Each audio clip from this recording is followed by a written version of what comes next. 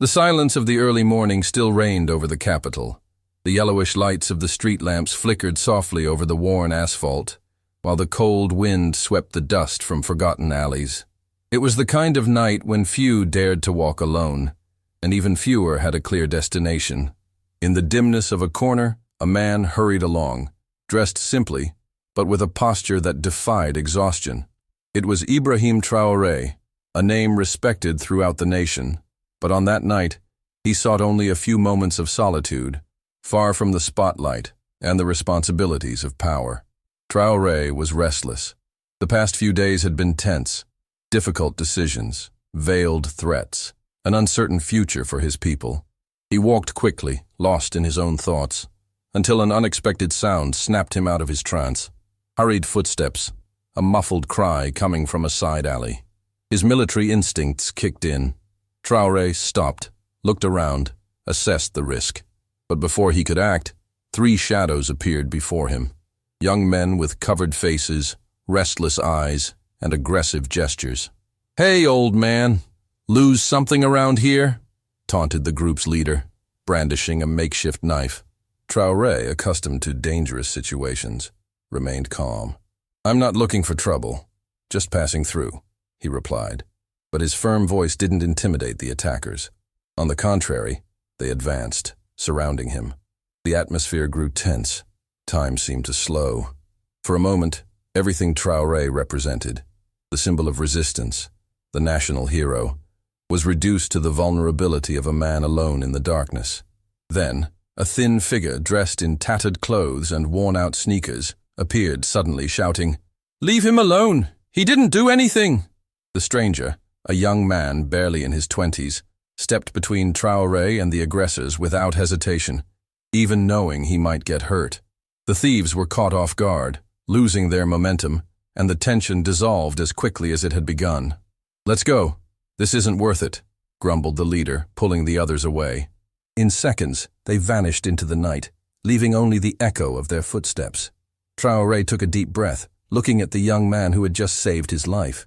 The boy was trembling, perhaps from fear, or maybe adrenaline. "Are you okay?" Traoré asked, touching his shoulder. The boy nodded, avoiding the gaze of the man who, unknowingly, had just altered his destiny. "Why did you do that?" Traoré asked, surprised by the young man's courage. The boy hesitated before answering. "I couldn't just let it happen. I've seen too much injustice on this street. Someone had to do something."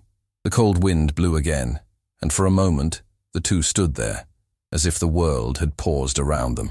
It was only when Traoré noticed the cut on the boy's hand, caused in the brief confrontation, that he snapped out of his own daze.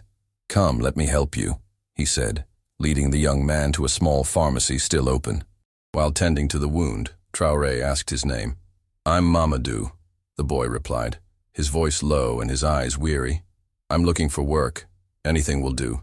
I just didn't want to be another invisible person in this country." Traoré looked deeply into Mamadou's eyes. He saw something he recognized from his own youth, the spark of dignity, even under the weight of abandonment. He paid for the medicine, thanked the pharmacist, and walked out alongside the young man. During the walk, Traoré asked about his life. He learned that Mamadou had been orphaned early, raised by his grandmother, who was now very ill. He had dropped out of school to seek a livelihood, but every door he knocked on met him with suspicion or indifference. Yet, he never lost hope of changing his reality. The sky was beginning to lighten when Traoré said goodbye to Mamadou at the door of a humble house, promising to return. The young man didn't fully believe him. Politicians promise and disappear, he thought. But deep down, something about that night felt different. Perhaps for the first time in years, he felt his courage hadn't been in vain. The next morning, Traoré couldn't forget Mamadou's gaze. Amid meetings and commitments, his mind kept returning to that dark street, to that act of bravery. He decided to learn more about the young man. He asked his aides to find out where he lived, how he survived. He didn't explain why, only said he needed to know. Mamadou's fate was about to take an unexpected turn. Days later, while Mamadou was once again trying to hand out resumes, now with a bandage on his hand, feeling the physical pain but refusing to give up, he was surprised by a black car pulling up in front of the square where he waited. A man in a suit stepped out, approached him and said, "President Traoré would like to see you." Mamadou's heart raced. For a moment, he thought it was a prank, or perhaps a trick, but he recognized the man from that night in the back seat of the car. Hesitantly, he got in. The drive to the government headquarters was silent. Mamadou's hands were sweating, his legs trembling. When he arrived, he was treated with respect by everyone, a feeling entirely new for someone who had always been ignored. Traoré was waiting for him in a simple room, without formalities, with a welcoming smile. "Sit down, Mamadou. I want to talk," said the leader, looking into the young man's eyes. Mamadou sat, tense, unsure of what to expect. Traoré thanked him again for what he had done that night. "You saved my life without knowing who I was. That says everything about your character," he said sincerely. The young man didn't know how to respond. He felt like crying, out of relief, pride, fear of the future. "I just did what I thought was right," he murmured. "That's exactly what our country needs. People who do what's right, even when no one is watching," Traoré said, raising his voice with that gentle authority that won over crowds. "I want to give you an opportunity, not as a favor, but as recognition of your worth. Will you work with me, helping with social projects, bringing hope to those who need it most?" Mamadou struggled to believe it. The words felt unreal, distant from the harsh reality he knew. He looked around, as if searching for a trap, but in Traoré's eyes, there was only truth. With a faint voice, he replied, "Yes, I accept. Thank you, sir." In that moment, Traoré stood up, and instead of a formal handshake, embraced Mamadou, sealing an invisible but eternal bond. At that moment, outside, the sky opened in golden rays, illuminating the city that, unknowingly, was witnessing the beginning of a new story. For Mamadou, it was as if all the closed doors, all the cold nights and humiliations had suddenly transformed into infinite possibilities. And for Traoré, it was the rebirth of hope that, even in the darkest alleys, there were still those who believed in the power of a just act. In the days that followed, Mamadou felt like he was living a dream he didn't want to wake from. At first, everything seemed unreal. In an instant, the young man who barely had enough to eat and wore threadbare clothes found himself attending meetings, walking alongside influential people, listening and being heard. But the deepest impact was emotional. For the first time, he felt respected, valued, recognized, not for his surname, but for his character. Traoré made a point of integrating him into the social projects team, where Mamadou quickly showed sensitivity and creativity. He knew what it was to go without, understood the people's suffering, spoke the language of the forgotten. Soon, he became a bridge between the government and communities, carrying the president's words to places where only neglect had reigned before. Mamadou's rapid rise caused discomfort among some team members, who viewed the presence of this outsider with suspicion. One of the senior aides, Moussa, didn't hide his disdain. "He has no degree, doesn't understand politics. He's here out of the president's pity." Whispers and sidelong glances spread through the corridors like silent poison. Mamadou felt the pressure, but refused to back down. Instead, he doubled his efforts, stayed late, listened to the people's pain, jotted down suggestions, visited needy families. He often came home exhausted but with a heart warmed by having made a difference. One night, after a long meeting about a new program for unemployed youth, Traoré called Mamadou for a private conversation. The two sat in front of an open window, overlooking the illuminated city, and, in the distance, the sound of drums from a popular festival. "I know it hasn't been easy," Traoré began, gazing at the horizon. "Many will try to bring you down, but remember, your worth doesn't depend on their opinions. I see who you are, and sooner or later, everyone else will too." Mamadou's eyes welled up, but he only nodded. He felt pressured but determined not to disappoint the one who had believed in him. "I promise not to back down," he replied, with a firm voice that seemed bigger than himself. Months passed, bringing new challenges. A major scandal threatened to tarnish the government. A report of embezzlement in a social project exploded in the newspapers, implicating well-known names. The atmosphere grew heavy. Everyone suspected everyone. To make matters worse, Moussa, the envious aide, tried to pin the blame on Mamadou, insinuating that he was responsible for leaking information and facilitating the scheme. The crisis reached its peak when Mamadou was summoned to testify before a parliamentary committee. Cameras awaited him, the press speculated. On the way to the assembly, he felt the weight of the world on his shoulders. Maybe, after all, I never should have left anonymity, he thought, feeling small before the system. But upon arriving, he was surprised by a group of young people from the outskirts, holding signs. "Stay strong, Mamadou. You are our voice." Moved, he smiled, and in that moment, he felt he was no longer alone. During the testimony, Mamadou was clear, honest, direct.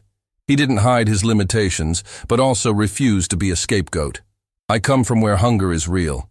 I know what it's like to fight to survive. I've never stolen, never lied. I just want to help my people," he declared before the cameras. Silence fell over the room. Even the most skeptical were moved. Outside, the news spread, and many began to see Mamadou as a symbol of resistance and hope. With the investigation deepened, it was proven that Mamadou was innocent. On the contrary, it was he who had indirectly exposed the scheme, thanks to his closeness to the communities and his ability to listen to the forgotten. Moussa was exposed and removed, while Mamadou was applauded standing in a historic session, with Traoré watching proudly from the galleries. That day, the country stopped to witness the turnaround. The newspapers reported, "From accused to popular hero, Mamadou's journey." President Traoré himself, moved, made a national address. Mamadou's story is living proof that a single act of courage can change destinies. He saved me on a dark night, and today he saves the hope of an entire people. Our government stands with the just, the courageous, those who don't stay silent in the face of injustice. After that milestone, Mamadou became a reference, not only in the government, but across the country. He visited schools, community centers, churches, and mosques, inspiring young people to believe in their dreams. He always said, "If you think no one is watching out for you, remember, God sees." And sometimes, life surprises us when we least expect it. His humility never wavered. He lived in the same simple house, cared for his grandmother, and accepted no privileges beyond what he needed to work. Traoré followed everything closely, increasingly convinced he had found not just a collaborator, but a loyal friend. One afternoon, in a downtown square, Mamadou was approached by a woman with sad eyes and calloused hands. "My son is in prison, sir, accused unjustly. No one listens to me." Without promising miracles, he listened to her story, noted the details, and the next day went personally to the place where the young man was detained. He spoke with authorities, heard witnesses, used his influence to ensure a fair trial. The case dragged on for weeks, but in the end, justice was served. The woman, overcome with emotion, knelt at Mamadou's feet, thanking him. He lifted her up. "The dignity of the people is the true victory," he said, his voice choked with emotion. These small victories began to transform the public's perception of the government. The people started to believe again that there was hope, that someone was truly listening to them. Mamadou's name became synonymous with overcoming, and trust in Traoré grew, showing that power, when used to serve, can indeed change lives. But life had more twists in store. Amid the recognition, Mamadou learned that his grandmother was gravely ill. Admitted to a public hospital, she awaited an exam that was only possible thanks to a new health policy promoted by Traoré's government. That night, Mamadou went to the hospital, sat by his grandmother's side, and told her everything he had been through. "I never thought the world could change so much because of a single act," the elderly woman said, caressing her grandson's hand. "But remember, always fight for what's right, even when it seems hard." Days of struggle mingled with moments of tenderness, pain, and overcoming. The country, inspired by Mamadou's journey, began to mobilize. Solidarity campaigns, inclusion projects, young people emulating his example of courage and honesty. Wherever he went, Mamadou was greeted with celebration but also with requests for help, advice, and confessions. He listened to everyone, for he knew the greatest wealth of a leader is to hear their people. Until one day, at a public ceremony honoring the young people who stood out most in social initiatives, Traoré called Mamadou to the stage. Before a cheering crowd amid applause, the president declared, "Today, we celebrate not just a hero, but the living hope of an entire nation. Mamadou, you saved me once. Now, you save the future of our country." The crowd erupted in tears and joy. It was the most beautiful moment in that people's history. And Mamadou, with humility, thanked them. It all began on a dark night. Never stop doing what's right, even if it seems no one is watching. Because one day, the light finds courage. Over time, Mamadou's story became a living legend, inspiring generations. Ibrahim Traoré continued leading the country with justice, with a friend by his side who symbolized the strength of the common people. The unemployed young man who one night risked everything for a stranger now transformed lives, proving that a single act can alter entire destinies. In the final scene, under the African sunset, Mamadou and Traoré walk together among smiling children, while the narration concludes, "When courage and compassion meet, a new future is born, and hope at last changes the destiny of all."